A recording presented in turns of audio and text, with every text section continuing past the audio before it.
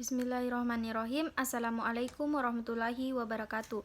Perkenalkan, nama saya Nursal Sabila Syafruddin dengan NIM 10585111011522. Baiklah, saya akan membacakan opini tentang pentingnya menjaga lingkungan hidup.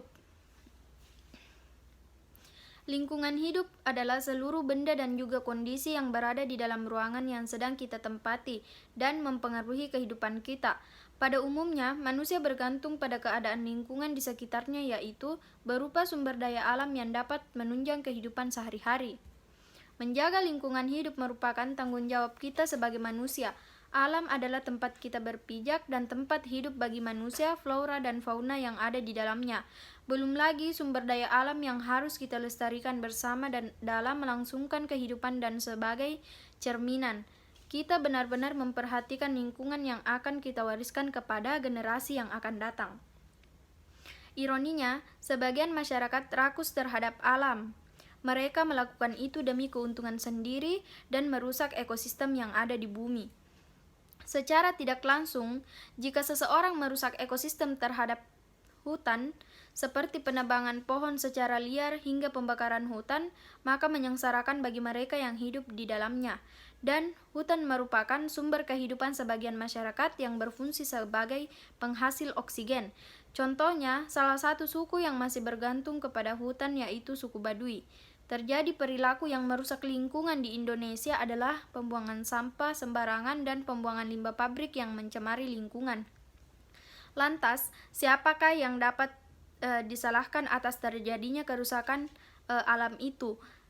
Tentu kita tidak asal menuduh terhadap permasalahan yang terjadi, tetapi yang menjadi pertanyaan, bagaimanakah cara menangkal orang yang serakah serta bagaimanakah menjaga kelestarian alam yang kita miliki sekarang.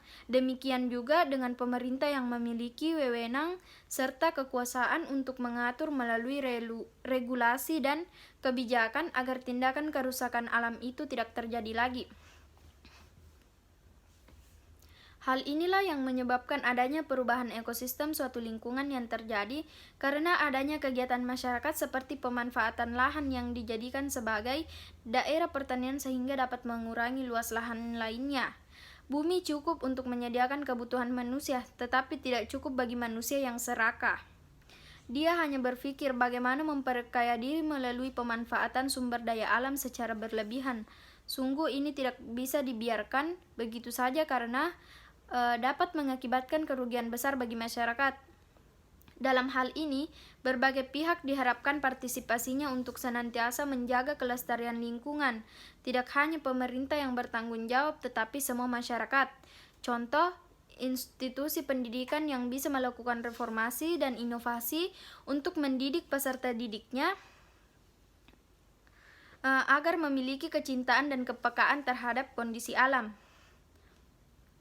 Kita juga berharap dunia pendidikan dapat menumbuhkan kesadaran dalam meminimalkan dampak negatif dari tindakan seseorang.